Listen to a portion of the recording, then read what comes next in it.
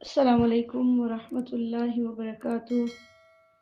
اللہ کے فضل اور اس کی توفیق سے آج انشاءاللہ ہم 23واں پارہ پڑھیں گے۔ اعوذ باللہ من الشیطان الرجیم، بسم اللہ الرحمن الرحیم۔ وما لی لا اعبد الذی فطرنی وإلیہ ترجعون۔ أأتخذ من دونه آلهة إن يردني الرحمن بضر لا تغني عني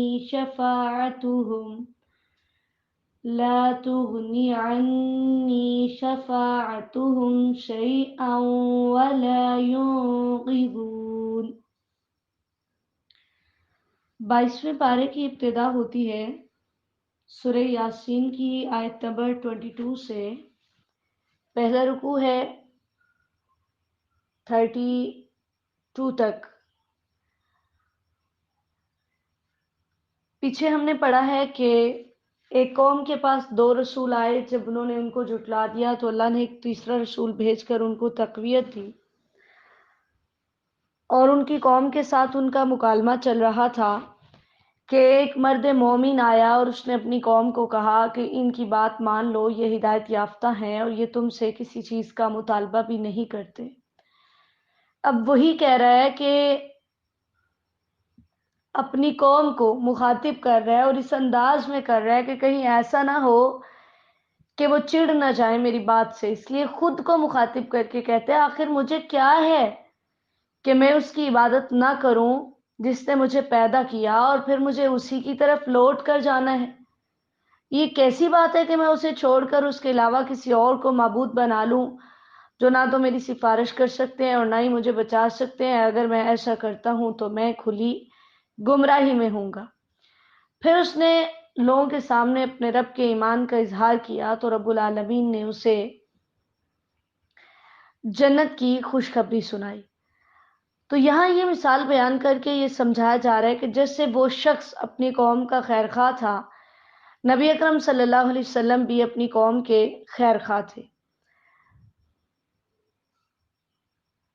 اللہ تعالیٰ نے ان کی تحقیر بیان کرتے ہوئے فرمایا کہ ہم نے ان پہ فرشتوں کا کوئی لشکر نہیں اتارا، ان کو ہلاک کرنے کے لیے صرف ایک چیخ ہی کافی تھی کہ جس سے وہ سارے بے جان ہو کر گر پڑے۔ افسوس ہے ان بندوں پر جو اللہ کے نبیوں کا مذاق اڑاتے ہیں کہ وہ کاش وہ جان لیں کہ ان سے پہلی قوموں کا کیا انجام ہوا کہ وہ سب کے سب ہمارے پاس حاضر کیے گئے۔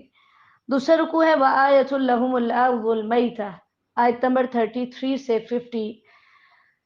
آخرت کا انکار کرنے والوں کو اللہ تعالیٰ نے کچھ دلائل دیے کہ مردہ زمین کا زندہ ہونا، پھر اس سے نباتات کا اگنا، زرعی اجناس کا اگنا قیامت کے دن زندہ ہونے کی سب سے بڑی دلیل ہے۔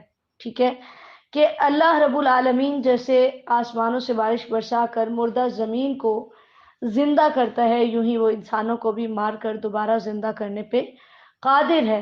سبحان الذی خلق الازواج کلھا، کیونکہ وہ اللہ بہت پاک ہے جس نے ہر چیز کے جوڑے بنائے، یعنی نر اور مادہ بنائے جس میں ایک دوسرے کے لیے کشش ہوتی ہے اور ان دونوں کے ملنے سے آگے نسل چلتی ہے۔ جیسے انسانوں کے اندر یہ سلسلہ چلتا ہے، حیوانات اور نباتات کے اندر بھی یہ سلسلہ موجود ہوتا ہے۔ اللہ تعالیٰ نے فرمایا کہ صرف اللہ کی ذات ہے جو ہر طرح کے جوڑے سے پاک ہے، نہ اس کا کوئی مقابل ہے نہ اس کا کوئی مماثل۔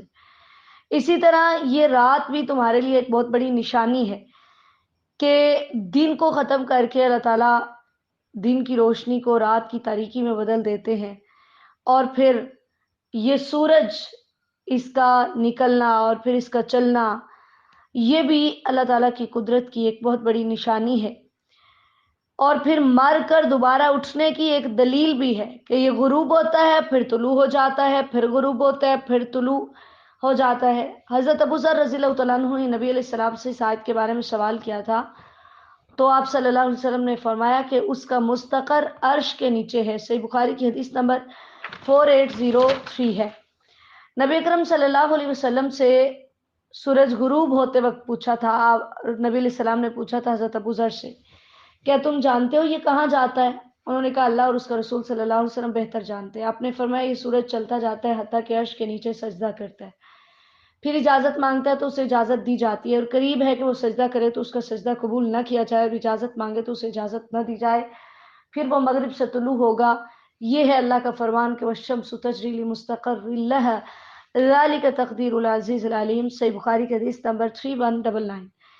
اسی طرح چاند کا روزانہ گھٹنا اور پھر بڑھنا یہ بھی اس بات کی دلیل ہے کہ تمہیں ایک دن مرنا ہے اور پھر دوبارہ اٹھنا ہے، کیونکہ چاند 28 منزلیں طے کرنے کے بعد 28 دن وہ نظر آتا رہتا ہے، پھر 1 یا 2 دن غائب رہتا ہے اور دوبارہ طلوع ہوتا ہے، جس سے اللہ تعالیٰ یہ سمجھا رہے ہیں کہ آخر تم بھی یوں ہی غروب ہو جاؤ گے، پھر دوبارہ سے تمہیں طلوع بخشا جائے گا اور زندہ کیا جائے گا۔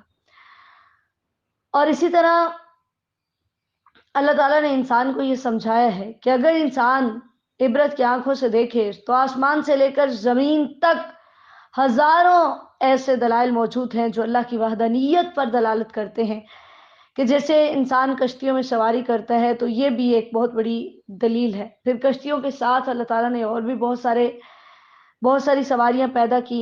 اللہ تعالیٰ فرماتے ہیں اگر ہم تمہیں غرق کرنا چاہیں تو پھر کوئی بچانے والا نہیں ہے۔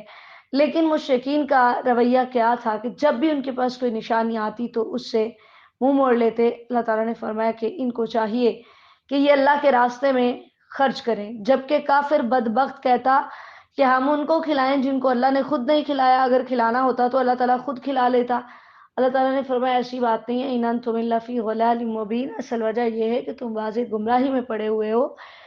اسی طرح پھر نبی علیہ الصلوۃ والسلام جب ان کو عذاب کا کہتے تو یہ مطالبہ کرتے کہ کب آئے گا، تو اللہ تعالیٰ نے فرمایا کہ وہ تو صرف ایک چیخ ہے، کہ جب وہ چیخ واقع ہوگی تو اس وقت نہ ہی وہ وصیت کر سکیں گے اور نہ ہی ان کے پاس واپس لوٹنے کی طاقت ہوگی، اس لیے انہیں ڈرنا چاہیے۔ تیسرا رکوع ہے وَنُفِخَ فِي الصُّورِ فَإِذَا هُم مِّنَ الْأَجْدَاثِ إِلَىٰ رَبِّهِمْ يَنسِلُونَ، آیت نمبر 51 سے 67۔ جب دوسری دفعہ سور میں پھونکا جائے گا تو سب قبروں سے اٹھ کر اللہ کی طرف دوڑ رہے ہوں گے، ٹھیک ہے؟ لیکن اس ٹائم پھر انسان کہے گا ہائے افسوس، آج ہمیں ہماری نیند سے کس نے جگا دیا؟ تو اللہ تعالیٰ فرمائیں گے یہی تو وہ وعدہ تھا جو تمہارے انبیاء سے کیا گیا، لہٰذا آج کسی پہ ظلم نہیں ہوگا، وہ صرف ایک چیخ ہوگی جس کے بعد سب لوگ اللہ کے پاس حاضر ہوں گے اور وہاں ہر کسی کو اس کے عمل کا پورا بدلہ ملے گا۔ لیکن ان اصحاب الجنت اليوم فی شغل فاکہون، شغل ایسا کام جو انسان کو دوسرے کاموں سے روک دے، یعنی جنتی یوں ایسے کاموں کے اندر خوش ہوں گے، ان کی بیویاں اور وہ تختوں کے اوپر تکیے لگائے ہوئے ہوں گے اور وہاں پر ان کو ہر وہ نعمت ملے گی جو وہ چاہیں گے، اور سب سے بڑی چیز کہ وہاں ان کو فرشتوں کی طرف سے سلام کہا جائے گا، اللہ تعالیٰ کی طرف سے سلام کہا جائے گا، اور آپس میں وہ ایک دوسرے کو سلام کہیں گے، اللہم اجعلنا منہم۔ لیکن وامتازوا اليوم ایھا المجرمون کے ساتھ یہ اعلان کیا جائے گا کہ اے مجرموں الگ ہو جاؤ۔ دنیا میں تو مومن اور مجرم اکٹھے رہتے تھے، ٹھیک ہے، کسی کا نہیں پتا کہ کون اچھا ہے کون برا ہے، لیکن روز قیامت سب کو الگ الگ کر دیا جائے گا، ٹھیک ہے۔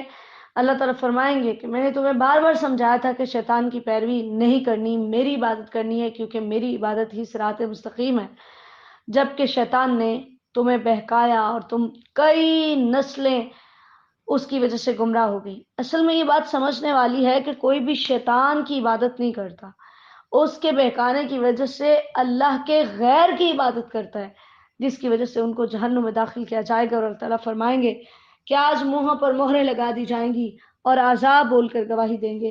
جیسے حضرت انس بن مالک رضی اللہ عنہ فرماتے ہیں ایک دفعہ ہم نبی علیہ الصلوۃ والسلام کے پاس تھے کہ اچانک آپ ہنس دیے۔ آپ نے فرمایا جانتے ہو میں کیوں ہنسا ہوں؟ ہم نے کہا اللہ اور اس کا رسول صلی اللہ علیہ وسلم بہتر جانتے ہیں۔ پھر آپ نے فرمایا میں بندے کی اپنے رب سے گفتگو پر ہنسا ہوں جو وہ قیامت کے دن کرے گا۔ وہ کہے گا اے میرے رب کیا تو نے مجھے ظلم سے پناہ نہیں دی؟ وہ فرمائے گا کیوں نہیں؟ وہ کہے گا میں اپنے سوا کسی کی گواہی اپنے خلاف منظور نہیں کروں گا۔ اللہ تعالیٰ فرمائیں گے آج تیری ذات ہی تیرے خلاف بطور گواہ کافی ہے، اور کرامن کاتبین گواہ کافی ہیں۔ پھر اس کے منہ پہ مہر لگا دی جائے گی اور اس کے جسم کے اعضاء سے کہا جائے گا بولو، تو وہ اس کے سارے اعمال بول کر بتائیں گے۔ پھر اسے بولنے کی اجازت دی جائے گی تو وہ اپنے اعضاء سے کہے گا تمہارا ستیہ ناش ہو اور تم دور ہو جاؤ، میں تو تمہارا دفاع کر رہا تھا۔ صحیح مسلم کی حدیث نمبر 2969 ہے۔ اللہ تعالیٰ فرماتے ہیں کہ اگر میں گناہوں پر فوراً سزا دینے شروع کر دوں تو سب مٹ جائے، لیکن یہ بھی میری ایک حکمت ہے کہ میں فوراً سزا نہیں دیتا، اور اگر میں چاہوں تو میں ان کی آنکھیں مٹا دوں، ان کی شکلیں تبدیل کر دوں تاکہ یہ کفر و شرک سے باز آ جائیں۔ چوتھا رکوع ہے وَمَن نُعَمِّرْهُ نُنَكِّسْهُ فِي الْخَلْقِ أَفَلَا يَعْقِلُونَ، آیت نمبر 68 سے 83۔ اللہ تعالیٰ فرماتے ہیں کہ کس طرح سے انسان کی عمر، اس کی پیدائش کو الٹایا پلٹایا جاتا ہے کہ پہلے وہ بچہ ہوتا ہے، پھر وہ نوجوان ہوتا ہے، پھر بوڑھا ہوتا ہے، کمزوری آ جاتی ہے۔ تو زندگی کے اندر یہ ہونے والے تغیرات، یہ تبدیلیاں اس بات پر دلالت کرتی ہیں کہ وہ رب تمہیں مار کر بھی دوبارہ زندہ کرنے پر قادر ہے۔ فلا یعقلون، کیا یہ اس بات کی عقل نہیں رکھتے؟ وما علمناہ الشعر، آپ جانتے ہیں مشرکین مکہ نعوذ باللہ من ذالک نبی علیہ السلام کو شاعر کہتے اور قرآن پاک کو شاعرانہ کلام کہتے۔ اللہ تعالیٰ نے اس کا رد کیا کہ ہم نے اس کو نہ شعر سکھائے ہیں اور نہ ہی شاعری اس کے لائق ہے، بلکہ یہ قرآن تو ایک نصیحت ہے، قرآن مبین، ایک واضح قرآن ہے، اس نے ہر اس بات کو بیان کر دیا جس کی تمہیں ضرورت تھی۔ اور پھر قرآن کے نزول کا مقصد بیان ہوا ہے کہ اس سے وہی ڈرتا ہے جو زندہ ہے، جس کا دل زندہ ہے۔ اللہ تعالیٰ توحید کے دلائل دیتے ہیں کہ کیا انہوں نے نہیں دیکھا کہ جن جانوروں سے یہ بے شمار فوائد حاصل کرتے ہیں وہ سب ہم نے پیدا کیے، کچھ پہ یہ سواری کرتے ہیں، کچھ کو یہ کھاتے ہیں، اس کے باوجود یہ ہمیں چھوڑ کر اوروں کو معبود بنا رہے ہیں، حالانکہ ان کو یہ نہیں پتا کہ وہاں وہ ان کی ذرہ برابر بھی مدد نہیں کر سکیں گے۔ نبی علیہ الصلوۃ والسلام کو اللہ تعالیٰ نے تسلی دی کہ ہم ان کے ظاہر و باطن سے واقف ہیں، اس لیے آپ غمگین نہ ہوئیے۔ اور اس کے ساتھ ہی انسان کو اپنی تخلیق پہ غور کرنے کا حکم دیا گیا، اس کو دعوت دی گئی کہ تو اپنی تخلیق پہ غور کر، اللہ نے تجھے کس چیز سے پیدا کیا، آج تو اللہ کے بارے میں جھگڑے کرتا ہے۔ رسول اللہ صلی اللہ علیہ وسلم نے اپنی ہتھیلی پر تھوکا اور پھر اپنی شہادت کی انگلی اس پہ رکھی اور فرمایا، اللہ فرماتا ہے ابن آدم تو مجھے کیسے عاجز کر سکتا ہے، حالانکہ میں نے تجھے اس جیسی چیز سے پیدا کیا ہے، جب تیری جان یہاں پہنچ جاتی ہے، گلے کی طرف آپ نے اشارہ کیا، تو کہتا ہے میں صدقہ کرتا ہوں، بلا اب صدقے کا وقت کہاں۔ ابن ماجہ کی حدیث نمبر 2707 ہے۔ اللہ تعالیٰ فرماتے ہیں یہ اپنی تخلیق کو بھول جاتا ہے کہ میں نہیں تھا اور اللہ مجھے وجود میں لایا، تو اپنی تخلیق کو بھول کر یہ کہتا ہے کہ کیسے بوسیدہ ہڈیاں دوبارہ زندہ ہوں گی، کون انہیں زندہ کرے گا، اس کو بتائیے۔ قل یحییھا الذی انشأھا اول مرہ، وہی زندہ کرے گا جس نے اس کو پہلی مرتبہ زندہ کیا تھا، ٹھیک ہے۔ آپ جانتے ہیں کہ ایک شخص سے بخاری کی حدیث ہے کہ ایک شخص جس نے اپنے بعد والوں سے کہا تھا، اپنی اولاد سے، کہ میں مروں تو میری راکھ مجھے جلا دینا،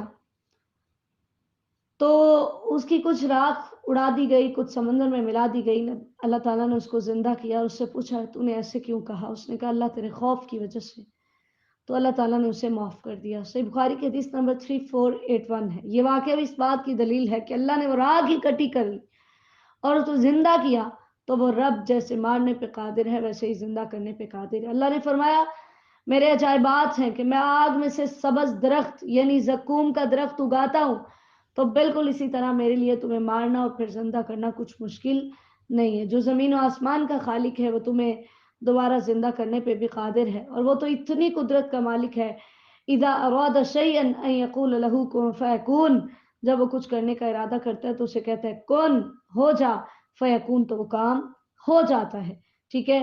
فسبحان الذی بیدہ ملکوت کل شیء والیہ ترجعون، اللہ تعالیٰ فرماتے وہ بہت پاک ہے جس کے ہاتھ میں ہر طرح کی بادشاہت ہے اور تم سب کو اسی کی طرف لوٹ کر جانا ہے۔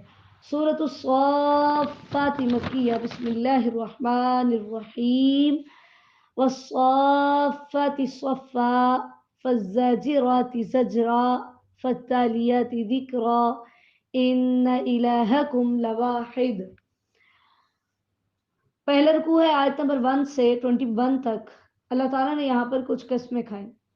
قسم کھانے کے دو مقصد ہوتے ہیں، نمبر 1 تاکید اور نمبر 2 کسی بات کی عظمت کو بیان کرنا۔ ان دو مقاصد کے تحت قسم کھائی جاتی ہے۔ اللہ تعالیٰ نے اپنی الوہیت اور اپنی ربوبیت کے لیے مکرم فرشتوں کی قسم کھائی۔ نبی اکرم صلی اللہ علیہ وسلم نے فرمایا کہ تم اس طرح صفے نہیں بناتے جس طرح فرشتے اپنے رب کے پاس صفے بناتے ہیں۔ ہم نے کہا اللہ کے رسول، فرشتے اپنے رب کے پاس کس طرح صفے بناتے ہیں؟ فرمایا وہ پہلی صف کو پہلے مکمل کرتے ہیں اور صف میں چونا گچھ ہو کر کھڑے ہوتے ہیں۔ صحیح مسلم کی حدیث نمبر 430 ہے۔ یعنی صفے باندھنے والے جو فرشتے ہیں، اللہ نے ان کی قسم کھائی، اور پھر اللہ تعالیٰ نے ڈانٹنے والوں کی اور ذکر کی تلاوت کرنے والوں کی 3 قسموں کے بعد اللہ تعالیٰ فرما رہے ہیں ان الہکم لواحد، کہ تمہارا معبود ایک ہے، اور اس زمین و آسمان میں اسی کی بادشاہت ہے۔ وہ رب المشارق بھی ہے اور رب المغارب بھی ہے، ٹھیک ہے۔ قرآن پاک کے اس مقام پہ رب المغارب نہیں آیا، لیکن دوسری جگہ پہ آتا ہے رب المشرق والمغرب وما بینہما، کہ وہ مشرق و مغرب اور جو کچھ ان دونوں کے درمیان ہے اس کا رب ہے۔ پھر اللہ تعالیٰ نے ستاروں کی تخلیق کے مقاصد بتائے ہیں۔ یہاں پر 2 مقصد بیان ہوئے ہیں، ایک یہ کہ ان کو آسمانوں کی خوبصورتی کے لیے پیدا کیا گیا، اور نمبر 2، جب شیاطین آسمان سے باتیں سننے کے لیے چاہتے تو ان کو مار بھگانے کے لیے، یعنی آسمانوں کی حفاظت کے لیے اللہ تعالیٰ نے ان کو پیدا کیا۔ پھر مشرکین سے سوال کیا گیا، ان سے پوچھئے کہ کیا یہ پیدا کرنے میں سخت ہیں یا جنہیں ہم نے چپکے ہوئے گارے سے پیدا کیا؟ مشرکین کا رویہ یہ ہے کہ وہ نصیحت حاصل کرنے کی بجائے مذاق اڑاتے ہیں اور کہتے ہیں کہ یہ جادو ہے۔ یہی وجہ ہے کہ وہ آخرت کے منکر ہیں۔ اللہ تعالیٰ نے ان کے اعتراضات کا جواب دیا کہ تم کہتے ہو کیسے ہم مریں گے اور دوبارہ اٹھیں گے؟ سنو، تم اور تمہارے آباء و اجداد سب ذلیل ہو کر اللہ کے پاس آؤ گے اور اس وقت کافر پچھتائے گا۔ یہی وہ دن ہے، اللہ تعالیٰ فرمائیں گے کنتم بہ تکذبون، جسے تم جھٹلایا کرتے تھے، آج تم دیکھ لو کہ وہ دن قائم ہو چکا ہے۔ دوسرا رکوع ہے احشر الذین ظلموا وازواجہم وما کانوا یعبدون، آیت نمبر 22 سے 74 تک۔ اللہ تعالیٰ نے مشرکین کو، ان کی بیویوں کو اور ان کے معبودوں کو کہا کہ ان کو اکٹھا کرو جو اللہ تعالیٰ کے علاوہ تھے اور سب کو جہنم رسید کر دو، ٹھیک ہے۔ پھر ان سے کچھ سوالات کیے جائیں گے اور پھر وہ ایک دوسرے سے بھی وہاں پر سوال کریں گے اور ایک دوسرے پر الزامات لگائیں گے، لیکن آخرکار سب مجرمین کو جہنم میں ڈال دیا جائے گا، کیونکہ ان کا یہ طریقہ کار تھا کہ جب ان کے سامنے توحید کا تذکرہ کیا جاتا تو ان کو تکلیف ہوتی تھی، تکبر کرتے تھے اور توحید کے تذکرے پر یہ مرنے والے ہو جاتے تھے اور کہتے تھے کہ اس شاعر دیوانے کے لیے ہم اپنے معبودوں کو چھوڑ دیں، نعوذ باللہ۔ اللہ تعالیٰ نے فرمایا یہ شاعر یا دیوانہ نہیں ہے بلکہ یہ حق لے کر آیا ہے، اگر تم اس کی بات نہیں مانتے انکم لذائق العذاب العلیم، تو تم دردناک عذاب چکھنے والے ہو، اور یہ تمہارے اوپر کوئی زیادتی نہیں ہے بلکہ یہ تمہارے اپنے اعمال کا بدلہ ہے۔ الا عباد اللہ المخلصین، لیکن جو اللہ کے چنے ہوئے بندے ہیں ان کو باعزت رزق دیا جائے گا۔ فواکہ وہم مکرمون، فواکہ ایسا پھل جس سے لذت حاصل ہو، یعنی جنت میں ان کو ہر لذیذ چیز دی جائے گی اور وہ باعزت طریقے سے رہیں گے، تختوں پر آمنے سامنے ایک دوسرے سے باتیں کریں گے، جام کے بھرے ہوئے پیالے ان کے اوپر پھرائے جائیں گے، ایسی شراب ہوگی جو سفید اور لذیذ ہوگی جس سے نہ سر چکرائے گا نہ عقل خراب ہوگی، نیچی نگاہیں رکھنے والی، وہاں موٹی آنکھوں والی عورتیں ہوں گی جیسے وہ چھپے ہوئے انڈے ہیں۔ اللہم اجعلنا منہم، اللہ تعالی ہمیں بھی ان میں شامل فرمائے۔ حضرت ام سلمہ رضی اللہ تعالیٰ عنہ نے نبی علیہ السلام سے بیض مکنون کے بارے میں پوچھا تو آپ نے فرمایا ان حوروں کی نرمی اور نزاکت اس جھلی جیسی ہوگی جو انڈے کے چھلکے سے چپکی ہوتی ہے۔ پھر اسی طرح جنتی آپس میں ایک دوسرے سے سوال کریں گے، ٹھیک ہے، ایک دوسرے سے باتیں کریں گے کہ انی کان لی قرین، میرا ایک ایسا ساتھی تھا جو میرے ساتھ رہتا ہوتا تھا۔ قرین ایسا دوست یا ہم عمر ہوتا ہے جو ہم عمر ہو، ایسا دوست جو ہم عمر ہو یا بہادری، قوت اور اسی طرح کے اوصاف میں ہمسر ہو۔ تو وہ بات کریں گے وہاں پر کہ وہ قیامت کو نہیں مانتا تھا۔ پھر جب جنتی جنت جہنم میں جھانک کر دیکھیں گے تو اسے دیکھیں گے، اسے کہیں گے کہ تو مجھے بھی ہلاک کرنے کے در پہ تھا، تو نے پوری کوشش کی تھی، لیکن یہ تو میرے رب کی مجھ پہ رحمت تھی، نعمت تھی کہ اس نے مجھے محفوظ رکھا، اور یہی اصل کامیابی ہے کہ میں اس گمراہی سے بچ گیا۔ عمل کرنے والوں کو ایسے ہی عمل کرنے چاہیے۔ اذالک خیر نزلا ام شجرۃ الزقوم، اللہ تعالیٰ فرماتے ہیں یہ جنت کی نعمتیں مہمان نوازی کے طور پہ لینا چاہتے ہو یا زقوم کا درخت جو کہ جہنم کے درمیان سے اگتا ہے اور اس کے خوشے شیطانوں کے سروں کی طرح ہیں، یعنی اتنا وہ گندے طریقے کا درخت ہوگا، ٹھیک ہے۔ जहन्नमियों को जब खौफनाक भूख लगेगी तो गले में अटकने के बावजूद उसको खाएंगे और ऊपर से उनको गर्म उबलता हुआ खोलता हुआ पानी पिलाया जाएगा और फिर इसी पे बस नहीं, फिर उनको जहन्नम नसीब किया जाएगा, मजीद आग में झोंस दिया जाएगा। अल्लाह ताला हमें महफूज फरमाए। यूं आग में झोंके जाएंगे। वजह क्या थी कि बाप दादा गुमराह थे तो उसी पर चल पड़े, अपनी इस्लाह नहीं की, कभी तहकीक करने का सोचा ही नहीं, बस जो हमारे वडेरे कर रहे हैं, जो हम बड़े कर रहे हैं, वही करते रहे। तो अल्लाह ताला ने फरमाया कि देखो, जब इन्होंने अंबिया किराम अलैहिस्सलाम की बातों पे तवज्जो न दी तो देखो इनका अंजाम कैसा हुआ, सिवाय अल्लाह के मुखलिस बंदों के, कि उन्होंने अपने रब के हर हुक्म को सुना और माना। अल्लाहुम्मा जअलना मिनहुम। तीसरा रुकू है वलक़द नादाना नूहुन फलनिअमल मुजीबून, आयत नंबर 75 से 113 तक। अल्लाह ताला ने फरमाया कि नूह अलैहिस्सलाम ने हमें पुकारा तो हमने उनकी बात कबूल की, क्योंकि हम बहुत अच्छे जवाब देने वाले हैं। जब 950 साल हजरत नूह अलैहिस्सलाम ने अपनी कौम को समझाया तो कौम ना मानी, तो अल्लाह ताला ने उनको और उन पर ईमान लाने वालों को निजात दी और बाकी सबको तबाह बर्बाद कर दिया। अल्लाह ताला फरमाते हैं हमने पिछलों में उसका जिक्र खैर छोड़ा क्योंकि वो हमारा नेक बंदा था, वो मोहसिनीन में से था। ठीक है, वही नमिन शियाती इब्राहिम, और उसी के घरों में से इब्राहिम अलैहिस्सलाम थे, क्योंकि नूह अलैहिस्सलाम भी तौहीद का प्रचार करने आए, इब्राहिम अलैहिस्सलाम भी तौहीद का प्रचार करने आए, बल्कि जितने भी नबी इस दुनिया में आए सबका मकसद और पैगाम यही था। हजरत इब्राहिम अलैहिस्सलाम का तस्करा है, उन्होंने अपने बाप को रोका, अपनी कौम को रोका बुतों की इबादत से, लेकिन वो ना माने। तो एक दफ़ा ऐसा हुआ कि कौम का कोई मेला था और वो हजरत इब्राहिम अलैहिस्सलाम के पास आए, तुम भी हमारे साथ चलो। फनज़रा नज़रतन फिन नुजूम, तो उन्होंने जब देखा कि कौम जुबानी नसीहत करने से मान नहीं रही, तो कहा कि अब मुझे अमली तौर पे इनके माबूदों के लिए कुछ करना है। तो यही सही मौका है कि ये यहाँ पर नहीं होंगे तो पीछे से इनके माबूदों का कला कमा किया जा सकता है। जब कौम ने ऐसे कहा तो फनज़रा नज़रतन फिन नुजूम फ़क़ाल इन्नी सक़ीम, सितारों की तरफ देखा और देख के कहते हैं कि मैं बीमार हूँ। अब सितारों की तरफ उन्होंने जो देखा, इसकी दो वजूहात है। नंबर एक, कि गौर व फिक्र करने के लिए उन्होंने देखा, क्योंकि अमूमी तौर पे इंसान गौर व फिक्र करने के लिए आसमान की तरफ देखता है। और नंबर दो, कौम सितारा परस्त थी, उन्हें मगालता देने के लिए उन्होंने सितारों की तरफ देखा कि इनको लगे कि हाँ मैं भी सितारों को देखा है, वहां से मुझे पता चला कि मैं बीमार हूँ, ठीक है, लिहाजा इसलिए मैं बीमारी में नहीं जा सकता। अब वो चले गए तो हज़रत इब्राहिम अलैहिस्सलाम उनके इबादत खाने में दाखिल हुए खुफिया तरीके से, तेज़ी से, और वहाँ गए और जाकर इनके माबूदों के टुकड़े टुकड़े कर दिए और कुल्हाड़ा जो था वो सबसे बड़े के कंधे पे रख दिया। अब क्या होता है, वो वापस आते हैं, हमने 17वें पारे में पढ़ा था, और आकर पूछते हैं कि हमारे माबूदों के साथ ये किसने किया है। सारी कौम कहती है एक ही बंदा है जिसका नाम इब्राहिम है और वही हमारे माबूदों के खिलाफ बोलता है। जब इब्राहिम अलैहिस्सलाम को बुलाया गया, पूछा गया, कहा इनसे पूछो अगर ये बोलते हैं, ठीक है। तो वो सारा तस्करा हमने 17वें पारे में पढ़ा। अल्लाह ताला फरमाते हैं कि फ़ाक़बलू इलैहि यज़िफ़ून, दौड़ते हुए उसकी तरफ मुतवज्जे हुए। तो इब्राहिम अलैहिस्सलाम ने उन्हें कहा, उनकी इबादत करते हो जिनको तुम तराशते हो, खुद बनाते हो, जबकि खालिक वो है जिसने तुम्हें पैदा किया और उसका नाम अल्लाह है। उस वक्त कौम ने डिसाइड किया कि एक आग जलाई जाए और उसमें इसको जला दिया जाए। अल्लाह ताला फरमाते हैं उन्होंने उसके साथ चाल चलने का सोचा, अल्लाह ने उनकी चाल को गारत करके रख दिया। वक़ाल इन्नी ज़ाहिबुन इला रब्बी सयहदीन, अब पूरी कौम में से सिर्फ एक बंदा लूत ईमान लाया है, तो इब्राहिम अलैहिस्सलाम कहते हैं मैं अपने रब की तरफ जाने वाला हूँ, वो अनकरीब मेरी रहनुमाई करेगा, यानी अब मैं हिजरत करता हूँ, अब यहाँ नहीं रहना। रब्बी हबली मिनस सालिहीन, और साथ ही अल्लाह से दुआ की, अल्लाह मुझे नेक औलाद भी चाहिए। तो रब्बुल आलमीन ने उन्हें एक तहम्मुल वाले बेटे की खुशखबरी दी।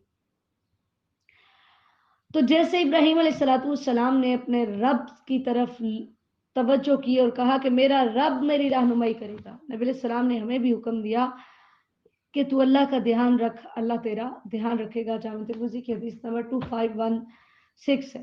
अल्लाह से दुआ करते, अल्लाह मुझे नेक औलाद अता कर। अल्लाह ताला ने दुआ कबूल की और ऐसा बेटा अता किया जिसमें सब्र भी था, जो हुस्ने अखलाक का पैकर था, जिसके अंदर बहुत वसी हौसला था और वो ज्यादती करने वालों को माफ करता था। इब्राहिम अलैहिस्सलाम ने ख्वाब देखा, जब उनका बेटा दौड़ने की उम्र को पहुंचा تو دیکھا کہ میں اپنے بیٹے کو ذبح کر رہا ہوں، آ کر اپنے بیٹے سے اپنے خواب کا ذکر کیا تو اس نے کہا یا ابتی فعل ما تؤمر، ابا جان آپ کو جو حکم دیا جا رہا ہے آپ کیجئے۔ ان کو پتا تھا کہ باپ نبی ہے اور نبی کا خواب وہی ہوتا ہے۔ کہا ستجدنی ان شاء اللہ من الصابرین، اگر اللہ نے چاہا تو ان قریب آپ مجھے صبر کرنے والا پائیں گے، یعنی میں ضرور صبر کروں گا۔ اور یہی وہ بشارت تھی جو اللہ نے انہیں دی کہ میں آپ کو تحمل والا لڑکا عطا کروں گا، ٹھیک ہے۔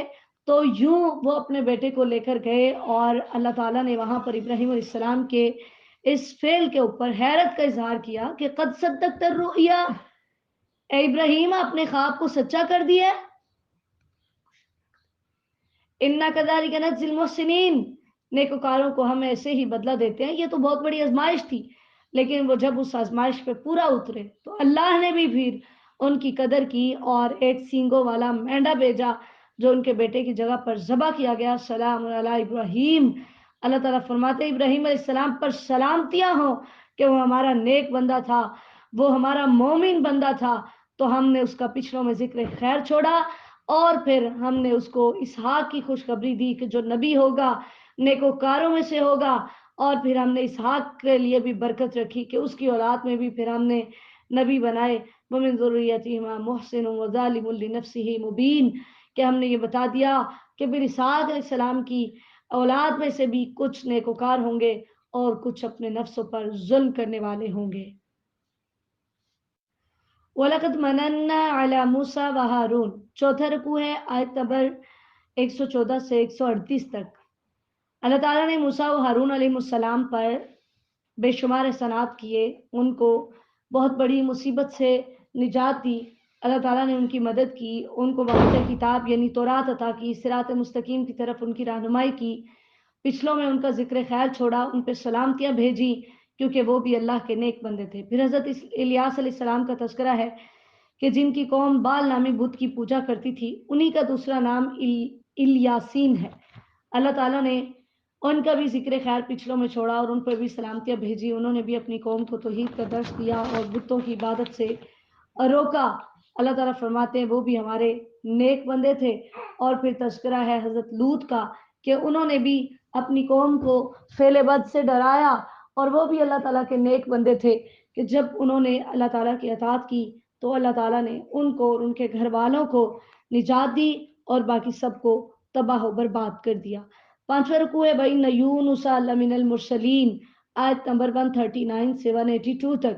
حضرت یونس علیہ السلام کا تذکرہ ہے کہ جب وہ بھاگ گئے تھے، یعنی قوم کو بہت تبلیغ کی، جب قوم نہ مانی تو اللہ کے حکم کے بغیر ہی چلے گئے اور قوم کو کہا کہ اب تم انتظار کرو، تم پہ عذاب آئے گا، ٹھیک ہے۔ تو وہاں پر گئے، اذ ابق الی الفلک المشحون، ابق کہتے ہیں غلام کے اپنے مالک کے پاس سے بھاگ جانے کو، ٹھیک ہے۔ تو جب حضرت یونس علیہ السلام کشتی میں سوار ہوئے تو کشتی میں سامان زیادہ ہو گیا۔ اب انہوں نے کہا کہ یا تو سامان پھینکنا پڑے گا یا پھر کسی کو چھلانگ لگانی ہوگی۔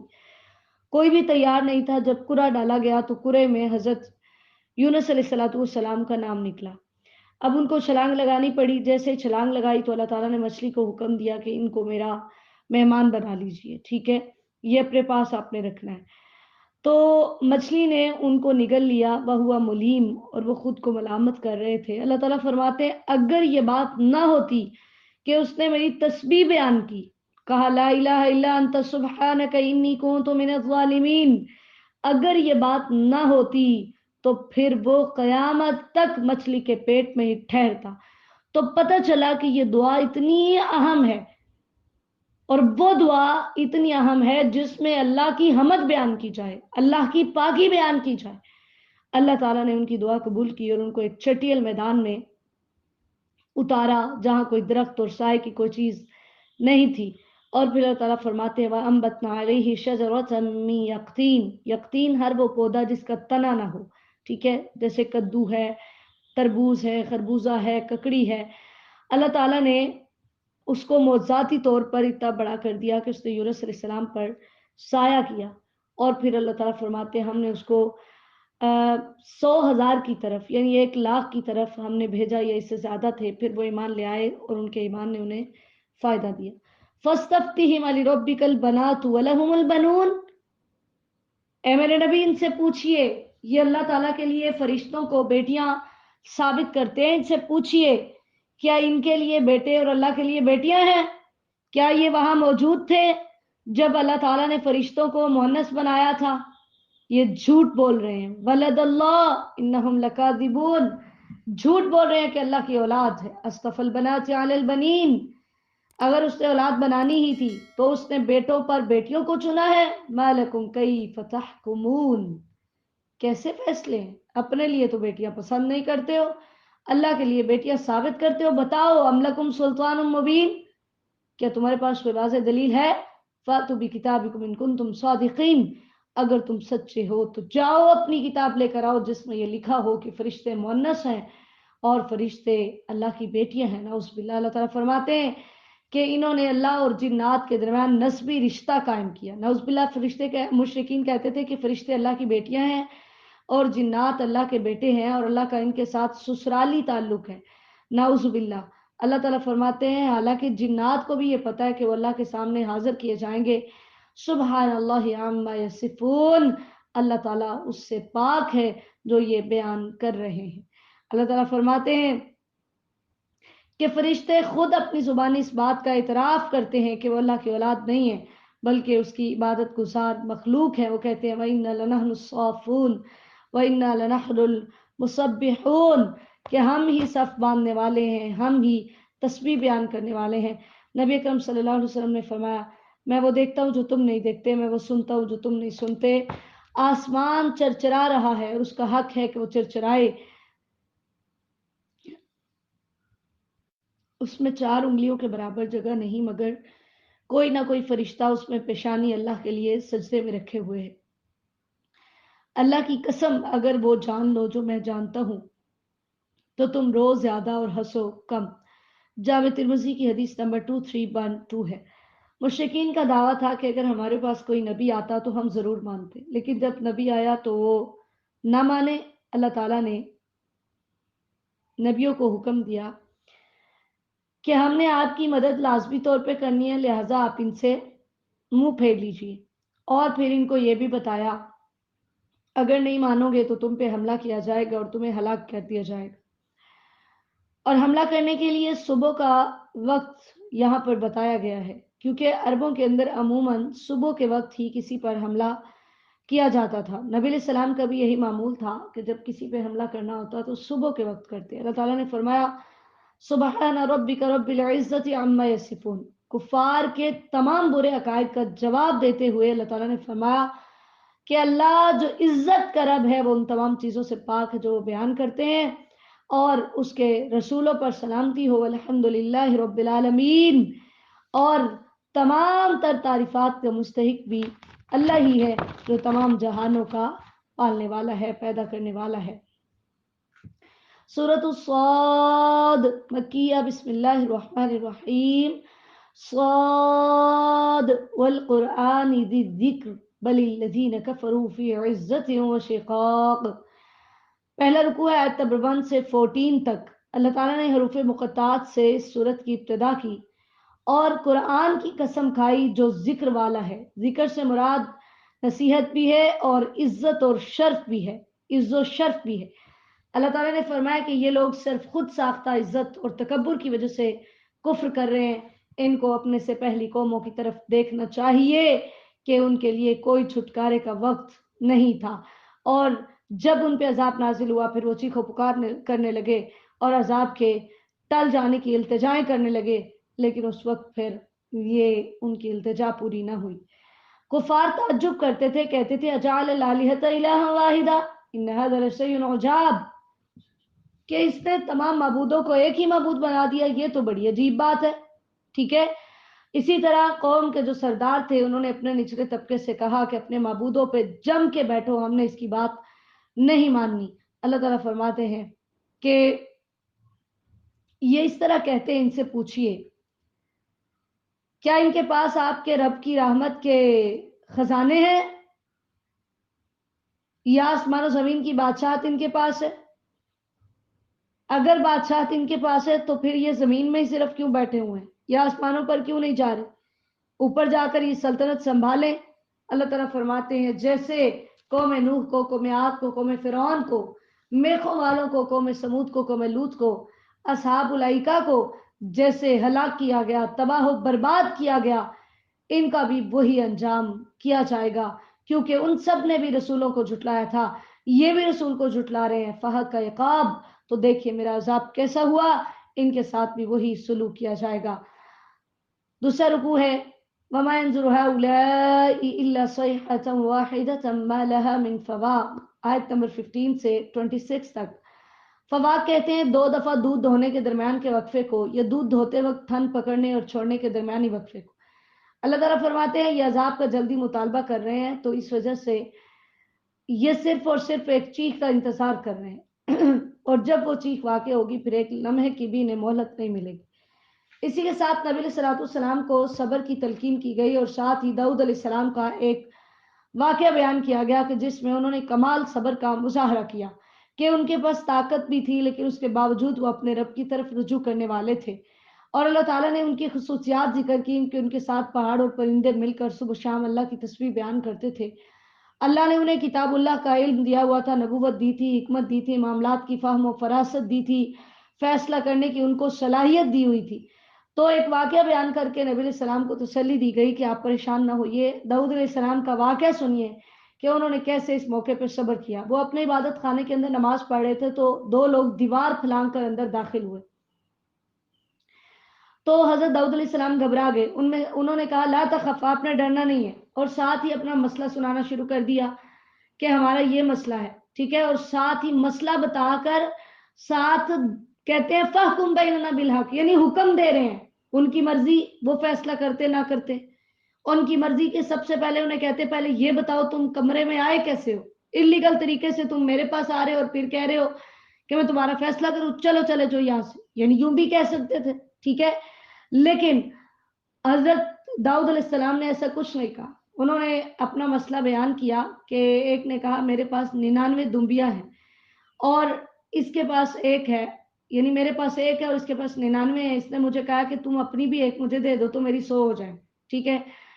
تو حضرت داؤد علیہ السلام کو یوں کہہ کر کہتے ہیں ہمارے درمیان حق کے ساتھ فیصلہ کرنا اور ہمارے اوپر زیادتی نہ کرنا. واہدنا الی سواء الصراط. اب بندہ پوچھے اگر تمہیں یہ ڈر ہے کہ یہ زیادتی کرے گا تو پھر تم یہاں فیصلہ کرانے کیوں آئے ہو, پھر تم یہاں کیا لینے آئے. لیکن کمال صبر کا مظاہرہ کرتے ہوئے حضرت داؤد علیہ السلام نے کوئی بات نہیں کی, اور یہ سٹیمنا, یہ حوصلہ, یہ جگرا صرف اللہ کے نبیوں کا ہی ہوتا ہے. تو حضرت داؤد علیہ السلام نے مسئلہ سنا اور بتایا, کہا کہ اس نے تجھ پہ ظلم کیا ہے, اس کو ایسے نہیں کرنا چاہیے تھا. اور اکثر جو پارٹنر ہوتے ہیں وہ ایسے ہی کرتے ہیں, لیکن جو مومن ہوتے ہیں, عمل صالحہ کرتے ہیں, وہ ایسا نہیں کرتے. داؤد علیہ السلام کو اسی ٹائم پتہ چل گیا کہ یہ میرے رب کی طرف سے آزمائش ہے, اس لیے انہوں نے اپنے رب سے استغفار کیا. وخر اور واناب, رکوع کرتے ہوئے اور اللہ کی طرف رجوع کرتے ہوئے وہ سجدے میں گر پڑے. اللہ تعالیٰ فرماتے ہیں ہم نے اس کو بخش دیا. وَإِنَّ لَهُ عِندَنَا لَزُلْفَىٰ وَحُسْنَ مَآبٍ, کیونکہ اس کے لیے ہمارے پاس ایک بہت بڑا مرتبہ اور بہت اچھا ٹھکانہ ہے. داؤد علیہ السلام کو اللہ تعالیٰ نے زمین میں خلافت دی اور ان کو حکم دیا کہ فَاحْكُم بَيْنَ النَّاسِ بِالْحَقِّ, آپ نے لوگوں کے درمیان سچا حق کے ساتھ فیصلہ کرنا ہے اور آپ نے ان کی خواہشات کی پیروی نہیں کرنی. اگر آپ ان کی خواہشات کی پیروی کریں گے تو یہ آپ کو راہ راست سے بھٹکا دیں گے, اور جو راہ راست سے بھٹک جائے اس کے لیے دردناک عذاب ہوتا ہے. تیسرا رکوع ہے وما خلقنا السماء والارض وما بينهما باطلا ذلك ظن الذين كفروا فويل للذين كفروا من النار, آیت نمبر 27 سے 40 تک. اللہ تعالیٰ فرماتے ہیں یہ زمین و آسمان کی تخلیق بے مقصد اور بیکار نہیں ہے, یعنی مجرم کیا سمجھتا ہے کہ ہم اس کو اور مومن کو برابر کر دیں گے جب قیامت قائم نہیں ہوگی. تو اس کا مطلب ہے کہ پھر اس دنیا میں جو اپنی منمانیاں کر رہا ہے یا جو بڑی احتیاط سے اللہ کے احکامات کے مطابق زندگی بسر کر لے تو وہ دونوں برابر ہیں. ایسا نہیں ہے, ٹھیک ہے. یہ دنیا امتحان کے لیے بنائی گئی ہے اور آخرت دار الجزا ہے. اس کو سمجھانے کے لیے اللہ نے یہ بابرکت نصیحت, یہ کتاب اتاری ہے کہ تم اس کو سمجھو, اس کی آیات میں غور و فکر کرو اور اس سے نصیحت حاصل کرتے ہوئے اپنی زندگی بسر کرو. پھر حضرت سلیمان علیہ السلام کا قصہ ہے جو کہ حضرت داؤد علیہ السلام کے بیٹے تھے, کہ اللہ تعالیٰ نے ان پہ بھی بے شمار نعمتیں کی. اللہ تعالیٰ ان کی تعریف کر رہے ہیں کہ وہ ہمارا بہت اچھا بندہ تھا, انہ اواب, کہ وہ بہت زیادہ رجوع کرنے والا تھا. انہوں نے جہاد کے لیے گھوڑے تیار کیے ہوئے تھے, تو معائنے کے لیے جب ان کو بلایا تو بڑے وہ الصافنات الجیاد بڑے عمدہ گھوڑے تھے. الصافنات سے مراد وہ گھوڑا ہوتا ہے جو 3 پاؤں کو پوری طرح زمین پر رکھے اور چوتھے کا سرا زمین کے ساتھ لگا رہے. ٹھیک ہے، تو یوں وہ بڑی تیز دوڑ سکتے تھے. حضرت سلیمان علیہ السلام ان کا معائنہ کر رہے تھے اور ان کی دوڑ لگوا رہے تھے. تو کہا کہ انی احببت حب الخیر عن ذکر ربی، کہ میں اپنے رب کے ذکر کے لیے یعنی جہاد سے محبت کے لیے میں نے ان سے محبت کی ہے. حتی توارت بالحجاب، حتیٰ کہ وہ پردوں کے پیچھے چھپ گئے. تو جب ان کی دوڑ لگائی گئی پھر حضرت سلیمان علیہ السلام نے ان کو واپس بلایا اور ان کی گردنوں پہ اور ان کی پنڈلیوں پہ یوں ہاتھ پھیرنے لگے. پھر اسی طرح اللہ تعالیٰ نے حضرت سلیمان علیہ السلام کی آزمائش کا تذکرہ کیا. تو یہ گھوڑے جو ہیں یہ بڑے اہم جانور ہیں. نبی اکرم صلی اللہ علیہ وسلم نے فرمایا کہ گھوڑوں میں قیامت تک کے لیے خیر رکھتی گئی ہے. ٹھیک ہے، ان گھوڑوں کی پیشانیوں میں. اور اسی طرح نبی علیہ السلام نے بھی گھوڑوں کے درمیان اپنی زندگی میں مقابلہ کرایا. صحیح بخاری کی حدیث نمبر 2870 ہے. سلیمان علیہ السلام کی آزمائش کا تذکرہ ہے. وہ آزمائش یوں ہوئی تھی کہ انہوں نے کہا تھا کہ آج رات میں اپنی 100 بیویوں کے پاس جاؤں گا اور ہر ایک شاہ سوار کو جنم دے گی اور وہ سب اللہ کے راستے میں جہاد کریں گے. لیکن انشاءاللہ کہنا بھول گئے، جس کی وجہ سے صرف ایک بیوی حاملہ ہوئی اور وہ بھی اس نے بھی جو بچہ جنم دیا وہ ناقص تھا، مکمل نہیں تھا. تو نبی علیہ السلام نے فرمایا اگر وہ انشاءاللہ کہتے تو تمام عورتیں حامل ہوتی اور تمام ہی شاہ سوار جنم دیتی. صحیح بخاری کی حدیث نمبر 3424 ہے. سلیمان علیہ السلام کی دعا جو اکثر ہم پڑھتے ہیں، انہوں نے کہا تھا رب اغفر لی وہب لی ملکا لا ينبغی لأحد من بعدی، اللہ تو مجھے بخش دے اور مجھے ایسی بادشاہت عطا کر جو میرے بعد کسی کے لائق نہیں ہے. انک انت الوہاب، کہ بے شک تو ہی بہت عطا کرنے والا ہے. تو یہی وجہ ہے کہ جنات صرف ان کے کنٹرول میں تھے، اس کے بعد کسی کے کنٹرول میں نہیں. پھر اسی طرح یہاں پر ایک بات یہ بھی سمجھنے والی ہے، سلیمان علیہ السلام نے اللہ سے کتنی بڑی دعا کی. تو ہمارا رب بہت بڑا ہے، ہمیں اس سے بڑی بڑی دعائیں مانگنی چاہیے، بڑی بڑی چیزیں مانگنی چاہیے. اور حقیقت ہے کہ اس سے جو بھی مانگے وہ دیتا ہے. میں نے اپنی زندگی میں اس بات کا تجربہ کیا. میں جب پیپر دیتی ہوں میں ہمیشہ اللہ تعالیٰ سے یہ میں نے کبھی نہیں کہا میں پاس ہو جاؤں، میں ہمیشہ کہتی تھی یا اللہ میری فرسٹ پوزیشن آئے. اور الحمدللہ ہمیشہ بچپن سے ایم فل تک میری فرسٹ پوزیشن آتی رہی ہے الحمدللہ ہمیشہ. لیکن پی ایچ ڈی میں نے یہ دعا نہیں کی، اس میں یہی کہتی تھی یا اللہ میں پاس ہو جاؤں. ٹھیک ہے، تو حقیقت میں اس میں پاس ہوئی، میری اس میں سیکنڈ پوزیشن رہی. میں فرسٹ پہ مطلب نہ میں نے دعا کی اور نہ ہی اس کے لیے کوشش کی، کیونکہ اس پہ پوزیشن میٹر بھی نہیں کرتی. تو میں اس چیز کی وجہ سے بہت زیادہ حیران ہوئی کہ اللہ تعالیٰ سے آپ جو مانگتے ہو اللہ تعالیٰ آپ کو دیتے ہیں. اور یہ حقیقت ہے، آپ اللہ سے کچھ بھی مانگو. میری ایک دوست تھی، اس نے بتایا کہ اس کی پھپھو کی اولاد نہیں ہوتی تھی، تو ان کی ساس نے کہا کہ یا اللہ مجھے پوتے دے، چاہے وہ کالے ہی ہوں اور چوڑی کمروں والے ہوں. اور حقیقت میں نے وہ لڑکے خود دیکھے ہیں کہ کالے سیاہ ان کے رنگ اور اتنی اتنی چوڑی ان کی کمریں. یعنی اللہ تعالیٰ نے جو منہ سے نکلا اس دعا کو قبول کیا. تو سلیمان علیہ السلام نے جب اپنے رب سے اتنی بڑی چیز مانگی تو ہمیں بھی مانگنی چاہیے، کیونکہ ہمارا رب عاجز نہیں ہے، وہ قادر ہے، وہ کچھ بھی دے سکتا ہے. اس لیے اپنے رب سے مانگتے ہوئے کوئی لمیٹیشن یا کچھ چھوٹی موٹی چیزیں نہیں. اللہ سے مانگیے، وہ تو ہنسے گا نہیں، لوگ تو ہنسیں گے نا. مطلب میں کہہ دوں یا اللہ مجھے جو ہے نا یہ چیز چاہیے، یہ چیز چاہیے، یا میں یہ نعمت مجھے چاہیے، اللہ تو دینے پہ قادر ہے، وہ دے سکتا ہے. یہ تو لوگ ہیں نا کہ وہ کہیں گے اس کا چھوٹا منہ ہے اور بڑی بات کر رہی ہے. ٹھیک ہے، جیسے میری شدید خواہش ہے اور میں اللہ تعالیٰ سے دعا بھی کرتی ہوں، آپ سب بھی میرے لیے دعا کیجیے گا کہ اللہ تعالیٰ مجھے ہر میں مکی اور مدنی میں درس و تدریس کا موقع فراہم کریں اور اللہ تعالیٰ مجھے وہاں پر سیکھنے سکھانے والوں میں شامل فرمائیں. اب میرا منہ بہت چھوٹا ہے لیکن یہ بات بہت بڑی ہے، اللہ تعالیٰ کے سامنے کچھ بڑی نہیں، میرا رب یہ کر سکتا ہے. ٹھیک ہے، تو انشاءاللہ تعالیٰ اللہ تعالیٰ یہ کرے گا. تو ہمیں اپنے رب سے بڑی چیزیں مانگنی چاہیے. اسی طرح اللہ تعالیٰ نے مجھے بیٹا دیا تو میں اللہ تعالیٰ سب بے اولادوں کو نیک اولاد عطا فرمائے. میں دل سے دعا کرتی ہوں ہمیشہ سب کے لیے، اللہ تعالیٰ سب کو نیک اولاد عطا فرمائے. اللہ جن کو بیٹوں کی ضرورت ہے نیک بیٹے عطا فرما، جن کو بیٹیوں کی ضرورت ہے ان کو نیک بیٹیاں عطا فرما. تو میں نے کسی کے سامنے یہ دعا کی کہ اللہ میرے بیٹے کو کعبے کا امام بنائے. انہوں نے بڑی حیرت سے میرے منہ کی طرف دیکھا. تو میں نے انہیں کہا کہ میرے رب کو کچھ مشکل نہیں، میں اس سے مانگ رہی ہوں جو قادر ہے، اس سے مانگ رہی ہوں جو رب ارض و سما ہے، اس سے مانگ رہی ہوں جو زمین و آسمان کی بادشاہت کا مالک، تو اپنے رب سے بڑی بڑی چیزیں مانگیے، ٹھیک ہے؟ اس سے مانگتے ہوئے نہ شرمائے، نہ وہ ہنسے گا، نہ وہ آپ کا مذاق اڑائے گا۔ سلیمان علیہ الصلوۃ والسلام نے اتنی بڑی دعا کی، اللہ ایسی بادشاہت جو کسی اور کو نہ ملے۔ نبی علیہ السلام نے بھی ایک جن کو باندھنا چاہا اور آپ نے فرمایا مجھے اپنے بھائی سلیمان کی بات یاد آ گئی۔ اللہ نے پھر ان کو کیسی بادشاہت دی، وہ جانوروں کی، پرندوں کی بولیاں سمجھتے تھے، ہوائیں اللہ نے ان کے لیے مسخر کر دی، اتنی عظیم سلطنت، اتنا وسیع لشکر اللہ تعالیٰ نے ان کو عطا کیا۔ اور پھر اللہ تعالیٰ فرماتے ہیں کہ شیاطین ان کے کنٹرول میں تھے، کہ جو ان کے لیے عمارتیں بناتے، غوطہ لگا کر ان کے لیے چیزیں نکالتے، اور جو ان کی بات نہیں مانتا تھا اس کو وہ زنجیروں کے اندر جکڑ دیتے تھے۔ ھذا عطاؤنا، اللہ فرماتے ہیں یہ ہمارا عطیہ ہے، یہ ہمارا تحفہ ہے، ٹھیک ہے؟ کہ یہ ہم نے اپنے بندے کو یہ سب چیزیں عطا کی، اور اس کا ہمارے پاس بہت مقام اور مرتبہ اور بہت اچھا ٹھکانہ ہے۔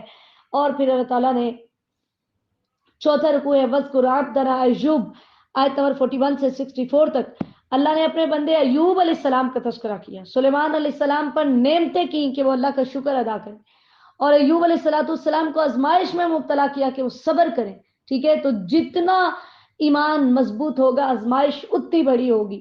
حضرت ایوب علیہ السلام کو اللہ تعالیٰ نے ایک طویل بیماری کے اندر مبتلا کیا، ٹھیک ہے؟ انہوں نے خود اللہ تعالیٰ سے دعا کی، انی مسنی الشیطان بنصب وعذاب اذ نادى ربه انی مسنی الشیطان بنصب وعذاب۔ نصب سے مراد تھکاوٹ یا مشقت، اور عذاب سے مراد بدنی تکلیف، یعنی اللہ مجھے شیطان نے یہ تکلیف پہنچائی ہے۔ خیر و شر کا تعلق اللہ سے ہی ہے، یعنی ہر بھلائی اور برائی اللہ کی طرف سے آتی ہے، لیکن عمومی طور پہ بری چیز کی نسبت اللہ تعالیٰ کی طرف نہیں کی جاتی۔ تو اللہ تعالیٰ نے جب انہوں نے اتنا صبر کیا تو رب العالمین نے ان کی بیماری یوں دور کی، انہیں کہا کہ آپ اپنا پاؤں ماریے، تو وہاں سے پاؤں مارا تو پانی کا چشمہ جاری ہوا۔ اللہ تعالیٰ نے فرمایا کہ اس میں آپ غسل کیجئے، پیجئے، پینے سے اندر کی بیماریاں ختم ہوئیں اور نہانے سے باہر کی بیماریاں ختم ہوئیں۔ اور یوں اللہ تعالیٰ فرماتے ہیں ان کی وہ تمام چیزیں جو ہم نے ان سے لی تھی، ان کا اہل اور مال، وہ ساری چیزیں ہم نے اپنی رحمت سے ان کو لوٹائیں۔ وَذِكْرَىٰ لِأُولِي الْأَلْبَابِ، اس میں ان کے لیے نصیحت ہے جو عقلوں والے ہیں۔ پھر اس کے بعد تذکرہ ہے، اللہ تعالیٰ نے حضرت ابراہیم علیہ السلام، حضرت اسحاق اور یعقوب علیہ السلام کا تذکرہ کیا کہ وہ سب ہمارے چنے ہوئے بندے تھے۔ پھر حضرت اسماعیل، حضرت یسع اور ذوالکفل کا تذکرہ ہے کہ اللہ تعالیٰ فرماتے ہیں وہ سب بھی ہمارے پسندیدہ بندوں میں سے تھی۔ ھذا ذکر، یہ قرآن ایک نصیحت ہے، اور یہ متقین کے لیے کہ وہ جان لیں کہ ان کے لیے اچھا ٹھکانہ ہے۔ اور وہ اچھا ٹھکانہ کیا ہے؟ جنت کی خوبیاں بیان کی گئی ہیں کہ جنت کے دروازے ان کے لیے کھولے جائیں گے، وہاں پر وہ تکیے لگائے بیٹھے ہوئیں گے، ہر طرح کا میوہ اور مشروبات ان کو ملیں گے، وہاں نیچی نگاہوں والی، موٹی آنکھوں والی ہم عمر حوریں ہوں گی۔ اور پھر اللہ تعالیٰ فرمائیں گے ایسا رزق ہے جو کبھی ختم نہیں ہوگا۔ لیکن اس کے برعکس جو سرکش ہیں ان کا انجام بہت برا ہے کہ وہ جہنم میں داخل ہوں گے، نعوذ باللہ۔ انہیں کہا جائے گا اسے چکھو، حمیم و غساق، یہ گرم کھولتا ہوا پانی ہے اور یہ چمڑوں سے بہنے والی پیپ ہے، استغفر اللہ۔ اور اس طرح کے بہت سارے عذاب ہوں گے، اور جب وہ جہنم میں داخل ہوں گے ان کو خوش آمدید نہیں کہا جائے گا، اور وہ کہیں گے کہ آج ہمیں کیا ہے کہ وہ لوگ یہاں ہمیں نظر نہیں آ رہے جن کو دنیا میں ہم بدترین سمجھتے تھے، جن کا ہم مذاق اڑاتے تھے۔ اللہ تعالیٰ فرمائیں گے ذالک حق تخاصم اہل النار، اہل نار کا آپس میں جھگڑا کرنا یہ حق ہے۔ پانچواں رکوع ہے قل انما انا منذر وما من الہ الا اللہ الواحد القہار، آیت نمبر 65 سے 88 تک۔ اے میرے نبی صلی اللہ علیہ وسلم، ان کو بتا دیجئے کہ میں صرف ڈرانے آیا ہوں، میں صرف تمہیں یہ بتانے آیا ہوں کہ تمہارا الہ واحد ایک ہے، جو اکیلا ہی زبردست ہے، جو زمین و آسمان کا رب ہے، جو عزیز اور غفار کی شان والا ہے۔ اور ان کو بتائیے کہ ہوا نبأ عظیم، یہ قیامت ایک بہت بڑی خبر ہے جس سے تم اعراض کر رہے ہو۔ مجھے کیا پتا کہ مالا اعلیٰ میں کیا ہو رہا ہے، وہ وہاں پر کیا جھگڑا کرتے ہیں۔ مالا اعلیٰ سے مراد فرشتوں کی مجلس ہے۔ پھر حضرت آدم علیہ السلام کی تخلیق کا تذکرہ ہے، اور اللہ تعالیٰ نے ان کو سجدے کا حکم دیا تو ابلیس کے انکار کا تذکرہ ہے کہ اس نے تکبر کی بنا پر انکار کیا اور اللہ سے مہلت مانگی تو اللہ تعالیٰ اس کو دھتکارا اور قیامت تک اسے مہلت دی۔ اللہ تعالیٰ نے فرمایا کہ جو اس نے خود کہا کہ یا اللہ میں سب کو گمراہ کروں گا، لیکن جو تیرے مومن بندے ہیں کہ ان کے اوپر میرا کوئی بس نہیں چلے گا، تو اللہ تعالیٰ نے فرمایا جو تیرا پیروکار ہوگا میں تجھے اور ان سب کو جہنم رسید کروں گا۔ اور اے میرے نبی صلی اللہ علیہ وسلم کو کہہ دیجئے کہ میں تم سے اس کام کے اوپر کوئی مزدوری نہیں مانگتا، ٹھیک ہے، میں تم سے کچھ نہیں مانگتا اور نہ ہی میں تکلف کرنے والا ہوں۔ حضرت عبداللہ بن مسعود رضی اللہ عنہ فرماتے ہیں، اے لوگوں، جو شخص کوئی چیز جانتا ہے وہ اسے بیان کرے، اور جو نہیں جانتا وہ کہہ دے اللہ عالم، کیونکہ یہ بھی علم میں داخل ہے کہ جو بات نہیں جانتا اس کے متعلق کہہ دے اللہ عالم، کیونکہ اللہ تعالیٰ نے خود فرمایا قل ما اسألکم علیہ من اجر وما انا من المتکلفین، کہ تکلف کر کے جو ہے نا وہ انسان خود سے کچھ غلط بتائے تو یوں کہہ دے کہ مجھے نہیں پتا، اور یہ جان لیجئے کہ ان کو بتائیے کہ یہ قرآن جہانوں کے لیے نصیحت ہے، وَلَتَعْلَمُنَّ نَبَأَهُ بَعْدَ حِينٍ، کہ تم یقیناً ضرور ایک مدت کے بعد اس کی خبر کو جان لو گے۔ سورۃ الزمر مکیہ، بسم اللہ الرحمن الرحیم، تنزیل الکتاب من اللہ العزیز الحکیم۔ پہلا رکوع ہے آیت نمبر 1 سے 9 تک۔ اللہ تعالیٰ نے قرآن پاک کی صفات بیان کی کہ یہ قرآن کسی انسان کا کلام نہیں بلکہ یہ منزل من اللہ ہے، اور یہ حق ہے۔ حق وہ ہوتا ہے جو واقع کے عین مطابق ہو۔ اور پھر اس قرآن کے نزول کا بنیادی مقصد یہ ہے کہ فَاعْبُدِ اللَّهَ مُخْلِصًا لَهُ الدِّينَ، اللہ کے لیے دین کو خالص کرتے ہوئے اس کی عبادت کی جائے۔ اخلاص کیا ہوتا ہے کہ انسان اپنے قول و فعل میں اللہ کو راضی کرنے کا ارادہ اور نیت رکھے، اور اخلاص کا تعلق دل سے ہوتا ہے، ٹھیک ہے۔ انما الاعمال بالنیات، صحیح بخاری کی حدیث نمبر 1 ہے کہ ہم لوگ دار و مدار نیتوں پر ہے، اور نیت دل کا عمل ہے، اس کے اندر زبان کا دخل نہیں ہوتا۔ پھر اللہ تعالیٰ نے بتایا ہے کہ جو مشرکین تھے وہ کہتے ہیں کہ ہم تو ان کی عبادت اس لیے کرتے ہیں کہ یہ ہمیں اللہ کے قریب کر دیں، تو ایسی بات نہیں ہے۔ اللہ تعالیٰ فرما رہے ہیں کہ یہ جھوٹ بول رہے ہیں اور میں اسے ہدایت نہیں دیتا۔ من ہوا کاذب کفار، کاذب کہتے ہیں اس کو جس سے بڑا کوئی جھوٹا نہ ہو، یعنی اس سے بڑا کوئی جھوٹ نہیں بول سکتا کہ اللہ کا کوئی شریک ہے، اور کفار جو بہت ہی ناشکرا ہے کہ جب اللہ ڈائریکٹ سنتا ہے اس کے باوجود بھی یہ کہتا ہے کہ چھت تک جانے کے لیے سیڑھی کی ضرورت ہے، تو اللہ تک پہنچنے کے لیے بھی یہ سب بکواس ہے۔ اللہ ڈائریکٹ سنتا ہے۔ اللہ تعالیٰ فرماتے ہیں کہ اگر میں نے اولاد بنانی ہوتی تو میں اپنی مخلوقات میں سے عمدہ ترین چیز کو چنتا۔ سبحانہ، اللہ پاک ہے، اس کی اولاد نہیں ہے۔ هو اللہ الواحد القہار، وہ اللہ اکیلا ہے جو اکیلا ہی بہت زبردست ہے، جس نے زمین و آسمان کو پیدا کیا، جو رات کو دن سے اور دن کو رات سے لپیٹتا ہے، سورج چاند کو اس نے مسخر کیا ہے، ہر کوئی اپنے مدار میں چل رہا ہے۔ پھر انسان کی تخلیق کا تذکرہ ہے کہ اللہ تعالیٰ کیسے انسان کو ایک جان سے پیدا کیا، پھر اسی سے اس کی بیوی حوا کو پیدا کیا، اور پھر اللہ تعالیٰ نے تمہارے لیے 8 چوپائے پیدا کیے، اور پھر اللہ تمہیں تمہاری ماں کے پیٹوں میں بناتا ہے، ایک پیدائش کے بعد دوسری، فی ظلمات ثلاث، 3 اندھیروں میں، ایک پیٹ کا اندھیرا ہوتا ہے، ایک رحم کا اندھیرا ہوتا ہے، اور نمبر 3 اس جلی کا اندھیرا ہوتا ہے جو بچے کے اوپر لپٹی ہوتی ہے۔ اللہ تعالیٰ فرماتے ہیں ذالکم اللہ ربکم لہ الملک، یہ تمہارا رب ہے جس کا نام اللہ ہے، اسی کی بادشاہت ہے، لا الہ الا ہو، جس کے علاوہ کوئی سچا معبود نہیں، تم کہاں پھیرے جا رہے ہو؟ اور یاد رکھو اگر تم کفر کرو گے تو اللہ غنی ہے، اسے کوئی پرواہ نہیں ہے، اور اگر تم نیکی کرو گے تو اللہ تعالیٰ اس کی قدر کرے گا، کیونکہ اللہ اپنے بندوں کے کفر سے راضی نہیں ہوتا، لیکن اگر اس کے بندے شکر کریں تو وہ راضی ہوتا ہے۔ اب یہاں سے پتہ چلتا ہے کہ کائنات کا ہر کام، کافر کا کفر اللہ کے ارادے سے تو ہو رہا ہے، لیکن اس کے اندر اللہ کی مرضی شامل نہیں ہے۔ اللہ تعالیٰ نے فرمایا کوئی کسی کے بوجھ نہیں اٹھائے گا، اس لیے کسی کے پیچھے لگ کے اپنے رب کی ناشکری مت کرنا۔ اللہ تمہارے اعمال کو، تمہارے دلوں کی باتوں کو جانتا ہے۔ پھر ساری فطرت کا تذکرہ ہے کہ جب اس کو کوئی تکلیف پہنچتی ہے تو اپنے رب کی طرف رجوع کرتا ہے، اور جب نعمت ملتی ہے تو اللہ تعالیٰ کو بھول جاتا ہے اور اس کے ساتھ شریک بنانے لگتا ہے۔ اللہ تعالیٰ نے فرمایا قل تمتع بکفرک قلیلا انک من اصحاب النار، ان سے کہہ دیجئے کہ اپنے کفر کی وجہ سے تھوڑا سا فائدہ اٹھا لو، آخر تجھے آگ میں جانا ہوگا۔ لیکن اس کے برعکس جو مومن ہے اس کا کیا رویہ ہے؟ وہ رات اور دن کی گھڑیوں میں اپنے رب کی فرما برداری کرتا ہے، وہ سجدے اور قیام کرتا ہے، وہ آخرت سے ڈرتا ہے، وہ اپنے رب کی رحمت کی امید رکھتا ہے۔ نبی علیہ الصلوۃ والسلام ایک نوجوان کے پاس گئے جو موت کی کشمکش میں تھا۔ آپ صلی اللہ علیہ وسلم نے فرمایا تو اپنے آپ کو کس حال میں پاتا ہے؟ اس نے کہا اللہ کی قسم یا رسول اللہ، میں اللہ سے امید رکھتا ہوں اور اپنے گناہوں سے ڈرتا بھی ہوں۔ آپ صلی اللہ علیہ وسلم نے فرمایا اس جیسے مقام پر کسی بندے کے دل میں 2 چیزیں جمع نہیں ہوتی مگر اللہ تعالیٰ اسے وہ چیز عطا کر دیتا ہے جس کی امید رکھتا ہے، اور اس چیز سے امن عطا کرتا ہے جس سے وہ ڈرتا ہے۔ جامع ترمذی کی حدیث نمبر 983 ہے۔ اللہ تعالیٰ نے فرمایا هل يستوي الذين يعلمون والذين لا يعلمون، عالم اور جاہل برابر نہیں ہو سکتے۔ یہی وجہ ہے کہ نبی علیہ الصلوۃ والسلام نے 2 چیزوں میں رشک کی اجازت دی ہے، وہ ہے ایک وہ شخص جس کو اللہ نے مال دیا اور وہ دن رات اللہ کے راستے میں خرچ کرتا ہے، تو انسان کہے یا اللہ اس کو دیا ہے، اس کے مال میں اضافہ فرما، مجھے بھی دے۔ मैं भी यूं ही तेरे रास्ते में खर्च करूं। और दूसरा वो जिसको अल्लाह ने इल्म दिया, जो दिन और रात की घड़ियों में कुरान की तिलावतें करता है, उसके ऊपर इंसान फख्र कर सकता है कि अल्लाह तूने इसको कुरान दिया, ये दिन रात तेरा कुरान पढ़ता पढ़ाता, अल्लाह मुझे भी दे, इसके इजाफा फरमा और मुझे भी दे कि मैं भी कर सकूं। सही बुखारी की हदीस नंबर 7529 है। इन्नमा यतज़क्कर उलुल अलबाब, लेकिन नसीहत वही हासिल करेगा जिसके पास अकल होगी। दूसरा रुकू है कुल या इबादिल्लज़ीना आमनु तक़ू रब्बकुम, आयत नंबर 10 से 21। अल्लाह ताला ने फरमाया सिर्फ जुबान से तौहीद का इकरार काफ़ी नहीं, बल्कि अपने रब के लिए उसका अमली तौर पर सबूत पेश करो और उसके लिए तकवा इख्तियार करो, क्योंकि अगर नेकियां करोगे तो इस दुनिया में भी अल्लाह भलाइयां अता करेगा। वार्ज़ुल्लाहि वासिया, और अल्लाह की ज़मीन बहुत वसी है। अगर एक जगह पर रहकर तुम्हारे लिए इस्लाम पे चलना मुश्किल है तो हिजरत कर जाओ। इन्नमा युवफ़्फ़स-साबिरून अजरहुम बिगैरि हिसाब, ये वाहिद अमल है जिसके ऊपर अल्लाह बिला हिसाब अजर अता करेंगे। और वो अमल क्या है? सब्र, जो करना बड़ा मुश्किल।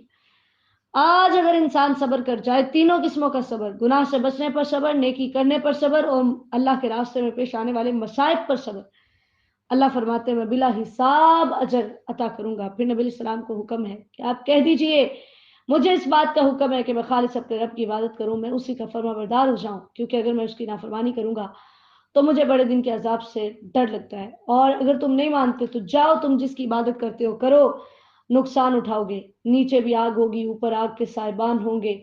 और ज़ालिका युख़व्विफ़ुल्लाहु बिही इबादा, अल्लाह तुम्हें डरा रहे हैं उन आग के साइबानों से। जुलल, ऐसा साया करने वाला साइबान है या साया करने वाली कोई चीज जिसकी दीवारें ना हो, तो यूं ऊपर नीचे हर तरफ आग होगी। अल्लाह ताला हमें महफूज फरमाए। लेकिन अल्लाह ताला के वो बंदे जो तागूत की इबादत से बच गए, जिन्होंने अपने रब की तरफ रुजू किया, अल्लाह ताला फरमाते हैं उनके लिए खुशखबरियां हैं, जो मेरी बात को सुनते हैं, जो उसको मानते हैं और उसकी जो बेहतरीन बात होती है उसको वो कबूल कर लेते हैं। अल्लाह ताला फरमाते हैं दो तरह के लोग होंगे, एक वो होगा जिस पर अजाब साबित हो चुका और एक वो होगा जो अजाब से बच जाएगा। लेकिन जो मुत्तकीन हैं, अल्लाह उन्हें बाला खाने अता करेगा जो उनके ऊपर हैं, जो बने हुए हैं जिनके अंदर नहरें जारी होंगी। ये अल्लाह का ऐसा वादा है जिसकी खिलाफ वर्जी नहीं है। नबी अलैहि सलाम ने फरमाया जन्नत में ऐसे ऊंचे महल हैं जिनके बाहर के हिस्से उनके अंदर के हिस्सों से और अंदर के हिस्से बाहर के हिस्सों से दिखाई देते हैं। एक राबी ने उठकर पूछा अल्लाह के नबी वो किन के लिए? आपने फरमाया उनके लिए जो पकीज़ा गुफ्तगू करें, खाना खिलाएं, रोज़ों पर हमेशा करें और अल्लाह के लिए नमाज पढ़ें जब लोग सोए हों, यानी तहज्जुद पढ़ें। जामे तिर्मिज़ी की हदीस नंबर 2527 है। और एक दफ़ा ऐसा हुआ, सहाबा किराम रज़ियल्लाहु तआला अन्हुम ने पूछा या रसूलल्लाह हमें जन्नत के बारे में बताइए, वो किस चीज़ की बनाई हुई है? आप सल्लल्लाहु अलैहि वसल्लम ने फरमाया एक ईंट सोने की, एक चांदी की, उसका गारा महकने वाली कस्तूरी है और उसकी कंकरियां लुलु और याकूत हैं और उसकी मिट्टी ज़ाफ़रान है। जो उसमें दाखिल होगा खुशहाल रहेगा, कभी बदहाल नहीं होगा, हमेशा जिंदा रहेगा, कभी फौत नहीं होगा। न उसके कपड़े कभी वो सीधा होंगे और ना ही उसकी जवानी खत्म होगी। मुस्नद अहमद की हदीस नंबर 8063 है। तीसरा रुकू है फमन शरहल्लाहु सदरहु लिल इस्लाम, आयत नंबर 22 से 31 तक। अल्लाह ताला ने मोमिन और काफिर की मिसाल बयान की कि मोमिन और काफिर, फर्मा बरदार और नाफरमान, ये दोनों बराबर नहीं हो सकते। एक वो शख्स जिसका सीना अल्लाह ने इस्लाम के लिए खोल दिया और दूसरा वो शख्स जिसका दिल सख्त है, वो अल्लाह की बात को कबूल करने की तरफ आता ही नहीं है। ये दोनों बराबर नहीं हो सकते। फिर कुरान की खुसूसियात बयान की गई हैं कि ये सबसे अहसन कलाम है, अहसनुल हदीस है। इसकी तमाम आयात मज़ामीन और मानी में आपस में मिलती जुलती हैं और इसको सुनने की वजह से तमाम अहकामात इसके सच्चे हैं, इसकी खबरें सच्ची हैं और इसके अहकामात आपस में एक दूसरे से मिलते जुलते हैं, एक दूसरे की तायीद और तस्दीक करते हैं। इसकी आयात, इसके अहकामात बार बार दोहराए जाते हैं। उनकी हिकमत यह होती है कि अच्छी तरह जहन में बैठ जाए। अल्लाह ताला ने मूसा अलैहिस्सलाम का जिक्र कुरान में कई जगहों पर किया, लेकिन हर जगह पर एक नए अंदाज में, डिफरेंट एंगल से, और हर जगह पर उससे नया सबक सीखने को मिलता है। तो अल्लाह ताला फरमाते हैं कि मेरे वो बंदे जिनका दिल अल्लाह ने इस्लाम के लिए खोला है, जब मेरा जिक्र किया जाता है तो मेरे जलाल और कहर की वजह से उनके रोंगटे खड़े हो जाते हैं, उनके दिल नर्म हो जाते हैं और वो अपने रब का जिक्र करते हैं। अल्लाह फरमाते हैं यही वो हिदायत है जिसको वो हासिल करते हैं, लेकिन जिसे अल्लाह गुमराह कर दे उसे कोई हिदायत देने वाला नहीं है।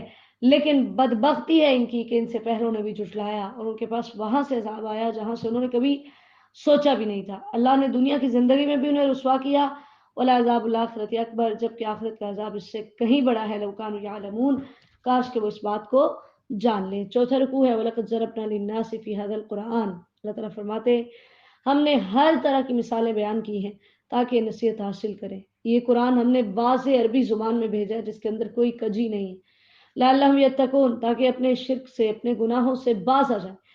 پھر اللہ تعالیٰ نے ایک مثال بیان کی ہے کہ ایک وہ شخص جس کے دو آقا ہوں، ٹھیک ہے، دو کا غلام ہے یا کئی لوگوں کا غلام ہے، اور ایک وہ جس کا صرف ایک ہی آقا ہے، وہ ایک کا ہی غلام ہے۔ بتاؤ یہ دونوں برابر ہو سکتے؟ جس کے زیادہ مالک ہے وہ ایک ادھر کھینچے گا، ایک ادھر کھینچے گا، ایک کہے گا میری نوکری کرے، دوسرا کہے گا میری کرے، تو وہ بیچارہ پریشان ہوگا۔